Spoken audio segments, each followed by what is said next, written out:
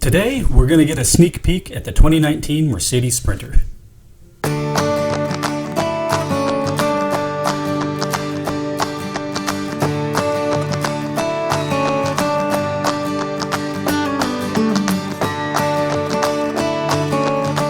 Well, there it is, the concept art at least of the 2019 Mercedes Sprinter from Mercedes-Benz. This is going to be the chassis that Pleasureway, Roadtrek, Airstream, and anyone else who's building on the Mercedes platform is going to use for their new RVs coming out in later 2019 and 2020. So first off the bat, the van looks, I think, immediately like a Sprinter. It's got that boxy shape, it's got the huge silver star on the front, and the grille is immediately identifiable. But I think the styling also fits in better with the current Mercedes-Benz Auto line. It's got those narrow, aggressive headlamps in the front, and look at the lower air intakes. Those are much bolder. It has a more automotive feel to it. And I'm also told that we can expect the fog lights in the front, the fog lamps, and the headlamps to be LED. That'll be very nice. And so that'll bring the van's lighting up into the modern era as well. Just in general, I mean, it looks really good. I think it has a really sleek look to it. Now, don't expect the wheels on it. You can see the wheels. Those are massive wheels, and we're not going to get those on a cargo van. Those are obviously just for this design concept. So for our RVs, we'll have much smaller wheels. In general, Mercedes doesn't radically change their product lines from year to year. As is typical for most German car manufacturers, they follow a more evolutionary design process. What you see here is the original Mercedes van, 1955, the L319. This beautiful van is the grandfather of all modern-day Sprinters. And even though it is 63 years old this year, you can still see the striking similarities with today's models. This was the first model to feature the silver star, the same silver star that we find on all models today. It has the chrome trim on the front grille, similar dimensions with that kind of bread box look. And funny enough, it's got the same 16-inch wheels that I've got on my RV today. Even the interior has seen a graceful, evolved evolution.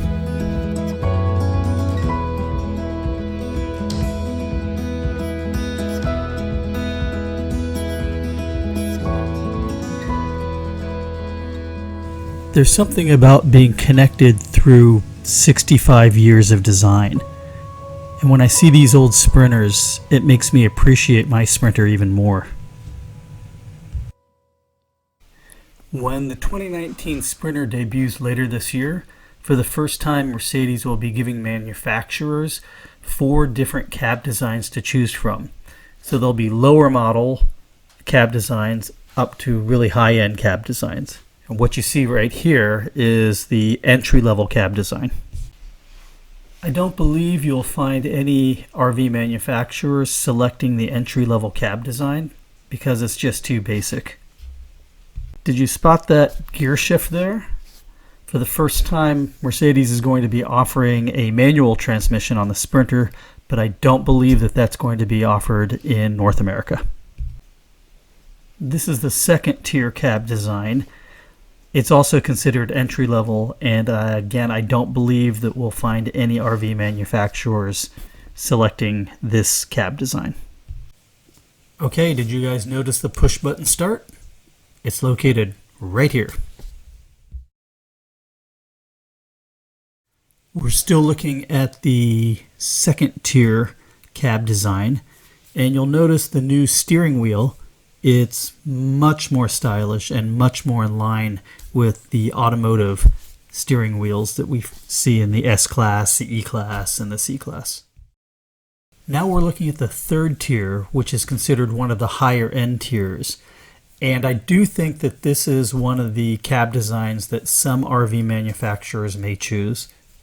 There are 2 important upgrades on this tier. The first is that massive screen in the middle. That's your information console, but it's also a touch screen, which is really cool. And unlike the current model year, which is not a touch screen, that's going to be a great benefit.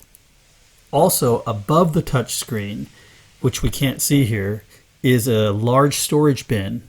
And my understanding is that's going to have wireless charging built in it. We're still looking at the third level tier.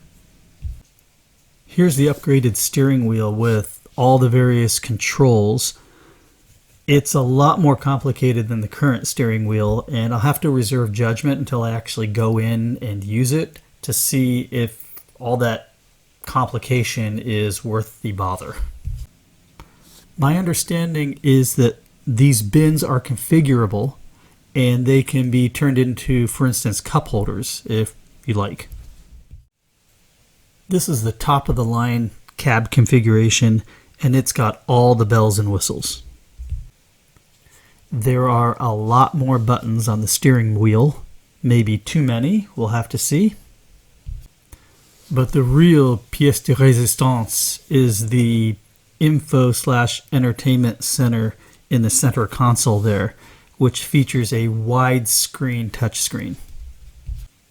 This is a nice shot showing the widescreen lit up so you can really see it in context.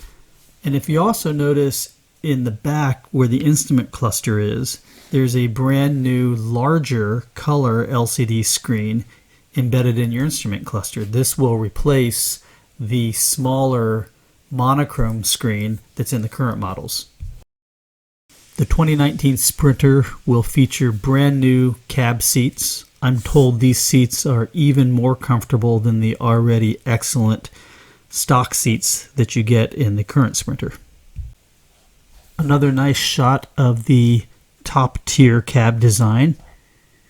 If you notice right over here, those look like electronic seat controls, and we'll see those close up in just a second. But look at all the storage they offer here. Even underneath of the vents here, or maybe those are speakers, I'm not sure, you have storage, little storage cubbies. And here's the view from the driver's seat. I just love that widescreen LCD display in the center console, and then the color LCD display in the instrument cluster. The whole interior just has a much more clean automotive look to it. A nice close-up of the wide touchscreen display, and it looks like there might even be some type of SD card reader here in the center and the bottom.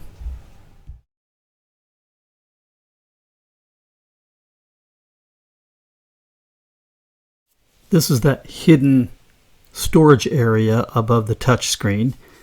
This is also the place where you have the wireless charging. It looks like there's also a 12-volt connector, a USB connector, and an audio in connection.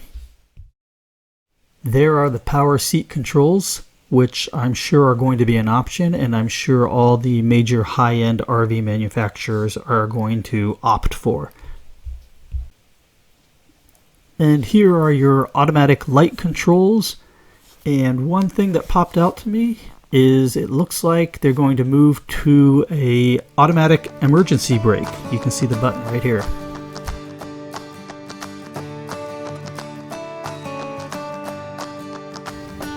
Thanks for watching. If you liked the video, please give it a thumbs up. If you haven't done so already, please hit the subscribe button right there. And I'll see you next week with the next new fresh episode.